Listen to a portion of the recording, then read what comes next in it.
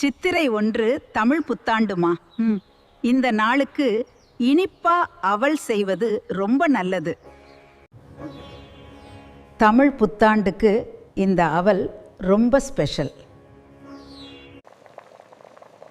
வெல்லம் நல்ல கரையை நன்றாக கொதிக்க வைக்கணும்.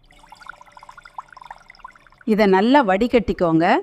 அப்போ தான் சுத்தமான பாகு நமக்கு கிடைக்கும். நெய்யில் முந்திரி, பொட்டுக்கடலை, தேங்காய் எல்லாம் பொன்னிறமாக வறுத்தாதான் சுவை நல்லாயிருக்கும். இப்போ இந்த பொன்னிறமாக வறுத்த முந்திரி, பொட்டுக்கடலை, தேங்காயில் வெள்ளைப்பாகு ஊற்றுனாதான் அந்த நாட்டு சுவை வருண்டா.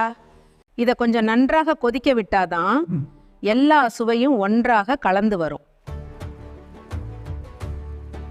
இப்போ அவல் சேர்த்து மெதுவாக கலக்கணும். அது இந்த பாகில் நன்றாக ஊறி சாஃப்ட் ஆகணும்டா.